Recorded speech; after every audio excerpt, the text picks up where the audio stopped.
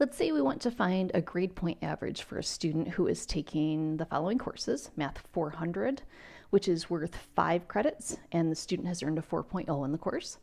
English 220, which is worth 3 credits, and the student has earned a 1.5 in the course. Sociology 140, that is worth 3 credits, and the student has earned a 2.0 in the course. And Com 390, which is worth 4 credits, and the student has earned a 3.5 in the course. We are using a situation here where the student is at an institution that uses a 4.0 grading scale, and that means that their GPA needs to be someplace between 0 and 4.0 for this semester. Because they have some grades that are below the 4.0 level, they won't achieve a 4.0 grade point average overall. We should expect a grade point average that is between the high end of 4.0 for their grades and the low end of 1.5. So, how do we make this happen? Well, you might think that we could take their grades in the course and add them all up and divide by the number of courses that we have, because that's one way of finding an average. But the trouble is that the English course, for example, doesn't have as much of a weight to it as the math course does. The English course is only ranked at 3 credits, where the math course is ranked at 5.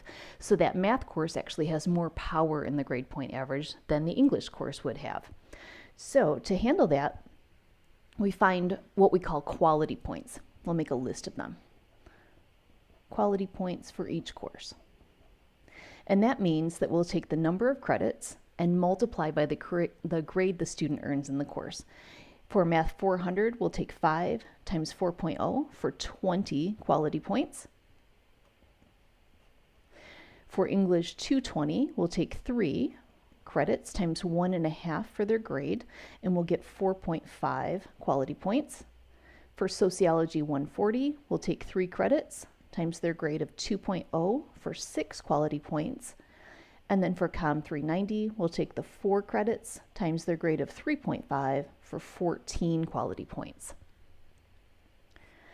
After that, we will find the total of their quality points when we add these all together. 20 plus 4.5 plus 6 plus 14 gives us 44.5 quality points overall. 44.5 can't be their GPA. It's way too big.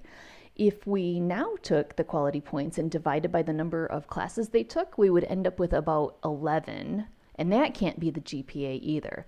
So scaling down the quality points has to occur in a specific way.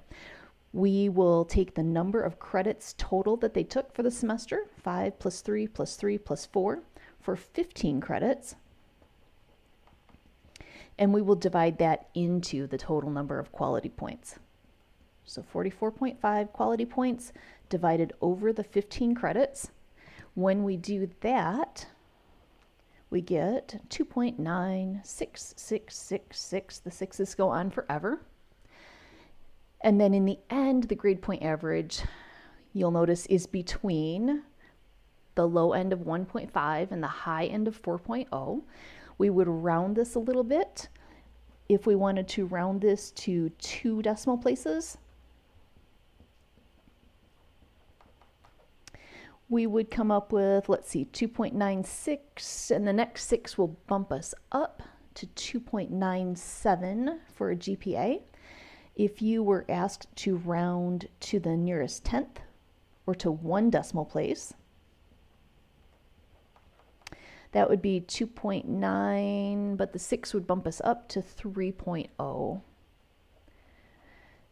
I like the 2.97 version better myself, but watch your instructions on whether you should round to the nearest tenth or to the nearest hundredth or whatever number of decimal places they ask you for.